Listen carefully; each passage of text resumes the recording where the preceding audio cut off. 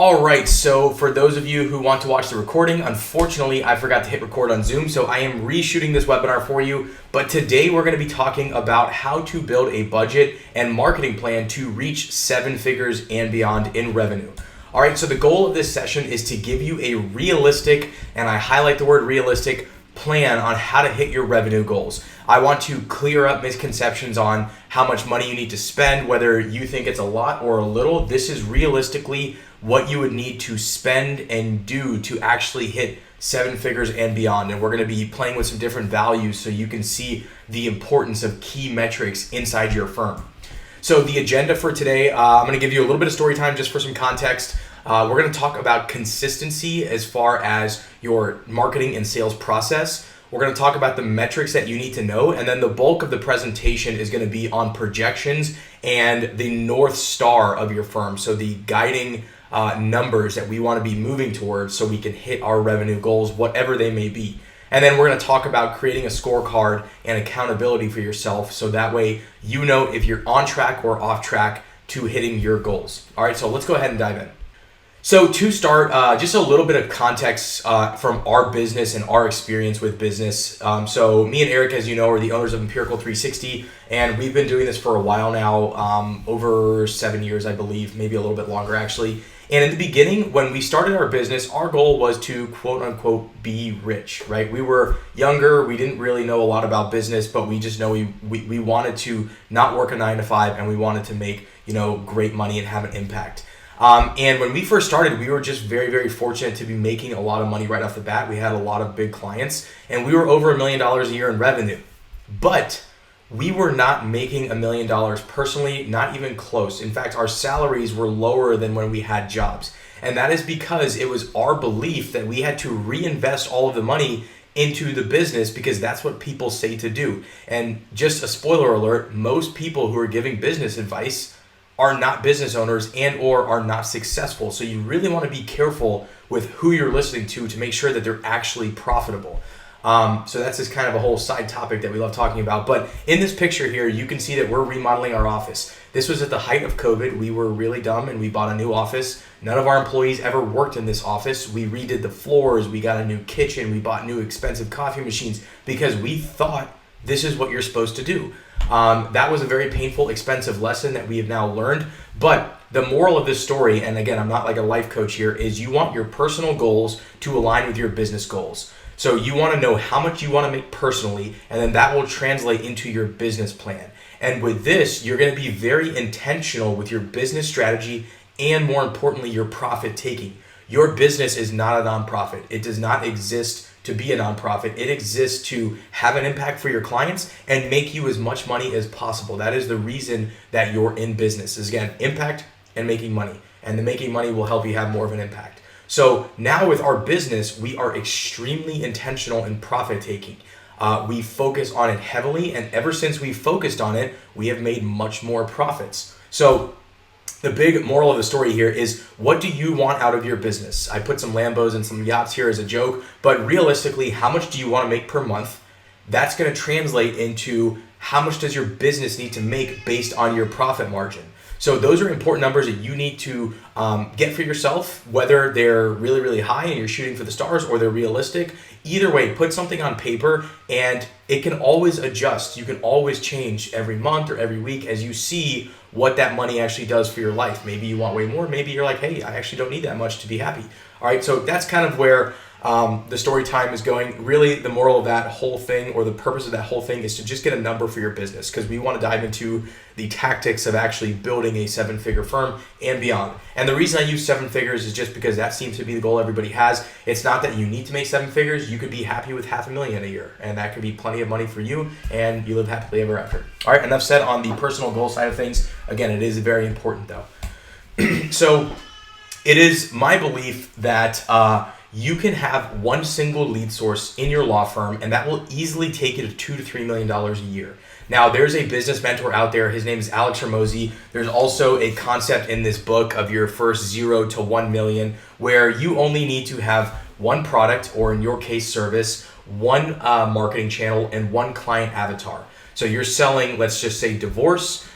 you're doing that through Google Ads, and you're only doing it to men. That would be like your client avatar.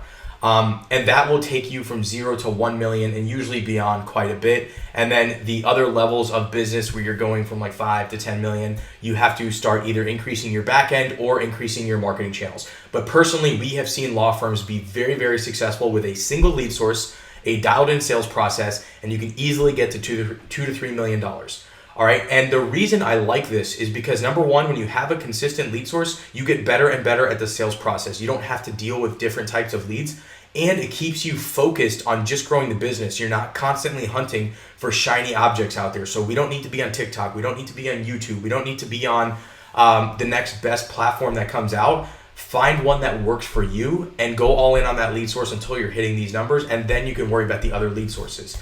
And so when you're beyond that $3 million mark and you're like, hey, let's start scaling, now you can just add lead sources to your formula, pump it all into the sales process, and out comes more money. All right, so that's kind of the methodology there. But the big thing that I want to talk about here is consistency, right? The revenue and stuff is all great, but let's just talk about the consistency portion.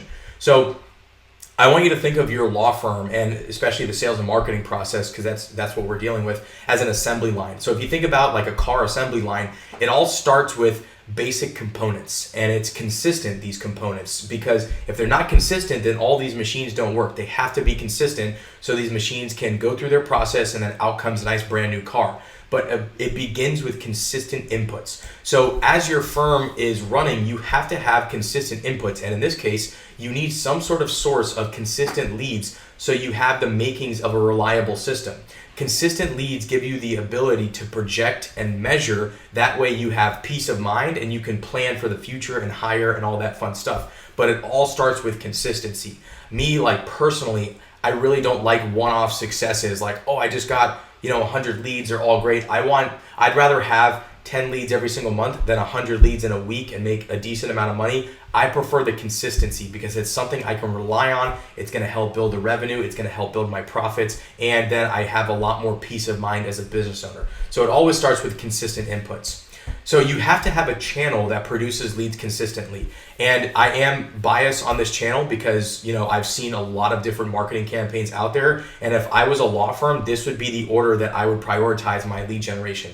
Personally, I think Google Ads are the best. You're not really going to get better than that because Google Ads, you can project how many leads you can get in an area. You can project the cost. The consistency of the source. Hands down, if I owned a firm or I was advising my mom on her firm, I would start her with Google Ads. Next down the list, I would go to local service ads. These are very, very good as well. In fact, they're a close second to Google Ads. You just don't have as much control over them, but they're very transactional. In fact, you don't even need anybody to help you set these up, so that's a great source. Purchase leads are very good too because it's highly transactional, it is scalable, and you have a fixed cost per lead, which gives you the ability to project and plan your budgets accordingly. Listings would be next, and then Facebook ads would be next. And you're probably thinking, wow, why is Facebook so low on that list? Facebook is low on my list because it's not a very consistent source. You have to consistently produce new ad copy and refresh your ad copy so your audience doesn't get bored with you. Unless you have a really large audience, Facebook is just a little bit trickier. It takes a little more skill. And personally, I know this because our business gets a ton of leads off of Facebook, and it's a lot of work to maintain those ads and make sure that you're getting consistent lead flow. So I know from experience, I would much rather rely on Google than Facebook personally. So now that we have a consistent lead source, we need to know certain numbers in our firm. And these are the numbers that I consistently talk about that will drive all of the metrics in your firm. So first is the number of raw leads coming into your firm. Now, when I say raw, the reason I say raw is because this is whether they're qualified or not qualified. It's just the total number of leads coming into your ecosystem. Now, from there, a certain percentage of those leads are going to book an appointment with you. So this is your appointment set rate or your appointment book rate. Now, a certain percentage of those appointments that have booked will actually show up to your consultation. Not everybody will show. Some people will get busy. Some people will blow you off. It's just the reality of the game. So we have whittled down our total number of opportunities now a little bit more. And then a certain percentage of the people who show up to your appointment will close and become a paying client because not everybody closes at 100%. In fact, nobody closes at 100%.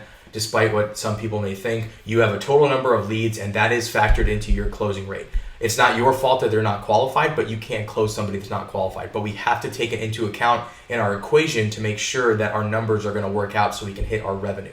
So again, there's a few steps there. There's leads, there's appointments booked, there's appointments showed, and then there's closed clients, and then ultimately your average client value. So that is what the average client pays you over the sample size of clients that you have. What is the average number? And this is how we're going to project how many clients we need to hit our revenue goals. All right, so those are the numbers we need to know. I'm going to talk more about those in depth when we get to our data analysis sheet here. So I'm going to show you this sheet, and I know it can look a little overwhelming, but I'm going to talk through the top portion first, and then we'll go into the projections. And what I really, really like about this sheet is, number one, it gives you very clear expectations on what it takes to actually hit $1 million and beyond. It's going to give you an idea of the KPIs that you need in your firm to hit those numbers, and it's going to give you a roadmap. And what I really like about it is when we chunk our goals into these smaller, monthly chunks, it doesn't look that overwhelming to hit these numbers. In fact, most solos can easily do this once they get the ball rolling a little bit. So I'm really excited to show you guys this. So to start, I'm actually going to reset a few values here because, again, I'm reshooting this webinar because Zoom didn't record for me. So these were the values that I had. So first is our lead cost. I'm putting an average lead cost here of $50. Now in some markets and some practice areas, that number could be way higher or it could be even lower. Our appointment book rate, so the number of people who actually book an appointment with us is going to be 75%. The number of people who show up to our consultation is going to be 75%. And these are pretty standard numbers. I know firms that actually do better than this. And our sales closing rate is going to be 35%. And again, I know firms that do better than this. Our average case value is going to be $3,500. And this is a number that I'm going to play with to show you the impact of raising your prices or selling more expensive things. And our raw closing rate, so meaning on the raw leads, our closing rate is 20%. And again, we have a ton of clients that achieve this number, so I know it's very, very possible. Now, when I say raw closing rate, just to break that down a little further, what I'm referring to is the total number of leads coming into your firm. So whether they're qualified or unqualified, 20% of those leads are turning into a client. Now, you may think that's low, but believe it or not, that's actually a really good closing rate. Again, we have clients that do that. We have some clients that do 30% and a little higher, but 20% is solid. You have a very profitable firm if you're closing at 20% consistently, and you'll see that reflected in the numbers below. So the next step of this equation is to talk about our goals and what we need to achieve those goals. And then we're going to break that into our monthly goals. So the revenue goal in this case is $1 million, right? We want to hit $1 million over the year. So if we are selling a $3,500 service, right, flat rate, let's say, we need 285 cases or new clients in order to hit that $1 million. That's how that is calculated. Now, in order to get 285 cases, if we close the raw leads at 20%, we're going to need 1,451 leads per year. So this is over the course of the year. I know that sounds like a lot of leads, but that's over 12 months, right? And the budget needed in order to generate those 1,451 leads is going to be $72,000. And how we get that number is it's 1,451 times our $50 lead cost, right? So we're at $72,000. Now, in order to generate that $1 million, we need 24 cases with the average case value of $3,500. And we will need 121 leads monthly. Now, just a big disclaimer. This entire thing is happening in a vacuum. This is not assuming we sell more expensive things. This is not assuming referrals. This is not assuming your SEO improving or your lead cost improving. This is not assuming your marketing is getting more efficient. And it's also not assuming you're getting better at sales. So this is almost like the worst case scenario because honestly, it usually goes better than this. And even this, I think, is extremely attainable and very, very possible for almost any attorney out there. All right, so remember, keep that in mind that this is happening in a vacuum. This is just basic numbers on a spreadsheet so we can have a goal to work towards. All right, so with all of these numbers in mind, let's look at what the monthly totals are going to look like. So we need 121 leads per month. And if 75% of those leads actually book an appointment with us, we're going to have 91 booked appointments. And if 75% of those people actually show up, we're going to have 68 people attend our consultation. And if we close 35% of those people, we're going to have 24 sales, which is our plan, which is how all these numbers are derived. And that is going to give us $83,333 in revenue per month. That is based on the average case value of $3,500. Now, our marketing budget per month needs to be $6,000. And if we take our revenue minus our marketing budget, we're going to have $77,000 left over at the end of the month to obviously pay our staff, our operations expenses, all that fun stuff. Now, this is assuming you've collected all that money and there's no ongoing cases. Again, this is all happening in a vacuum. It just gives you an idea of how to generate this income. Now, one other thing that I want to mention is you're probably thinking, well, $6,000 a month to start off with is pretty hefty, and for some of you it might be. But this doesn't have to happen this way. What I've done is I've divvied this out over 12 months equally. Usually how this goes for attorneys is they will start small month one, right? You have maybe a couple grand, $3,000 to devote to marketing. And then month two, you're going to allocate some of your earnings towards more marketing and your budget builds. And then month three, your budget builds. And then month four, your budget builds. And month 12 is going to be much bigger than month one because you've scaled way up. So the majority of your earnings will be towards the end of the year. And the beginning of the year will be lighter on earnings, but you have lighter expenses. You have a lighter marketing budget, you have lighter staff, all that stuff. The other thing that I want to talk about here is a lot of people think that, okay, I want to make $1 million, I'm going to hit this really hard, but you want to make sure that your firm is outfitted to actually handle 121 leads a month. That's actually a lot of lead flow because you have to take the initial call, then you have to do follow-ups, and you have to follow up with new cases. There's a lot that goes into working 120 leads. And then the next month, you have a whole new bank of leads. So you're still working leads from month one, and now you're getting a whole new batch of 121 leads. And this snowball really starts to weigh on the person who's working the leads. You can get behind pretty quick. So as you're going through this plan, you have to keep in mind, how many people is it going to take to satisfy 121 leads or 68 appointments in my firm? Can I actually handle 68 appointments? All right. So this is what the plan looks like. And I don't want this to be overwhelming because I actually really think that this is a simple plan. $6,000 a month is going to generate this much activity, which is a lot of activity. And again, you're going to get better and better at working these leads. You're going to get better and better at closing these leads. And you may actually be able to raise your prices because you're starting to have a really high demand for your firm. So let's just take a look at this and see what happens if we raise our price, right? So our average case value here is $3,500, and I think that this is a low because I talked to a ton of attorneys. Let's just say that we're doing divorces, right? And our average case value is $7,500. Now, this is not paid out in 1 month. This could be paid out over several months, but in this month, we're generating $7,500 for the firm. So if we do that, all of these numbers change dramatically. All of a sudden, we only need 133 cases for the year.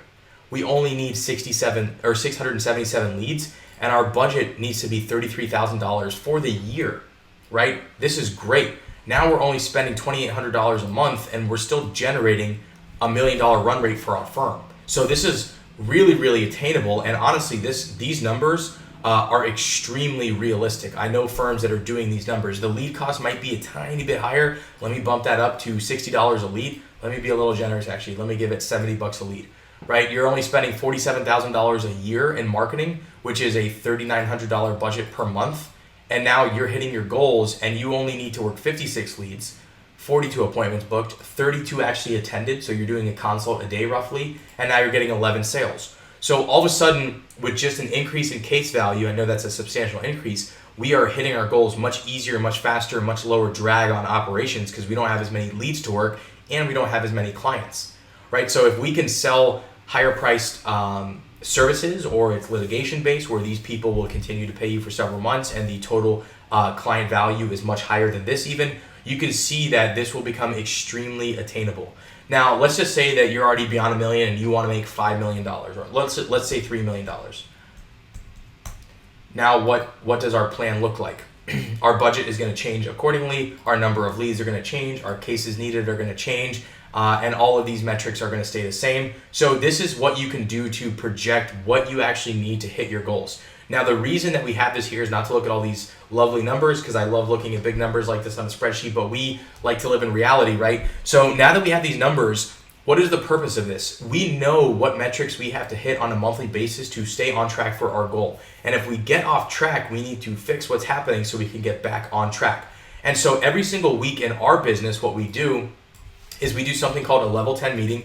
And this is a meeting that was constructed by the book Traction. So Traction is a really, really helpful book in structuring your business properly, hitting your goals and all that fun stuff. But I really, really like the scorecard aspect of Traction. And what a scorecard is is you do a weekly meeting with your key metrics in your business. And the reason you do it weekly is because it's a leading indicator on whether you're on track or off track for the month. If you just review the month after the fact and you missed, well, there's nothing you can do to fix that. It's just a lagging indicator to say, well, we missed this month. Let's hope next month is better. But if you do it every single week and you're hitting your metrics every single week, you're going to be on track for the month, you're going to be on track for the quarter, and then you're going to be on track ultimately for the year. And so we know what metrics we need to hit every single month. And so we want to make sure that on a weekly basis, our metrics are being reflected. So let's just say we're having our level 10 meeting, right? Or we're having our check-in meeting, and we got 30 leads this week. And let's say that 13 of them booked an appointment. Let's say that 5 of them showed up, and let's say that 2 of them closed, right? So that's great. This is a good week. We're pretty happy. Maybe we're not happy. I don't know. It depends how you feel. But let's take a look at what our rates look like. So we have a 43% book rate.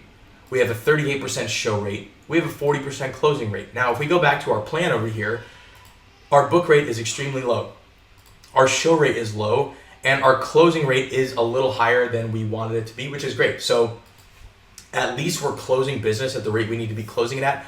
But what is going on with our book rate and what is going on with our show rate? Now, it's just 1 week. I wouldn't freak out yet. But if week 2 looks this way and week 3 looks this way, well, then we have some problems, right? We need to go in and address what is going on with our sales process and how do we fix this. So if it's number of leads, how do we fix that? If it's number of appointments booked, maybe we need to follow up with our leads more. Maybe we need to send them text messages. If it's our show rate, maybe we need to send them reminders through Calendly or some system like that. If it's our closing rate, well, then maybe we need to follow up with them post-consultation, or maybe we need to build more value in the sale itself. So the scorecard is a really, really useful tool to keep you accountable and to spot problems in your process before they become a really, really big problem and then you're way off track for the year. So I hope this was helpful for you. I hope it wasn't overwhelming with all the numbers. I hope it wasn't something that you're like, oh my gosh, these are huge numbers. How am I going to spend this much on marketing? Again, this plan happened in a vacuum. It was divided out evenly over 12 months. Usually how this goes for any business is you start small. Maybe you have a $2,000 budget a month. Maybe you have a $3,000 budget a month. And then you build every single month as you're making money. So you're scaling intelligently, right? We don't want to spend money that we don't have necessarily and dig ourselves into a hole. We want to scale as we can because our metrics are letting us scale. So again, I hope this was helpful. If you guys have any questions about this, I love talking about this stuff. I could do it all day. Go ahead and send me a message, comment below the video, and I look forward to seeing you on the next webinar.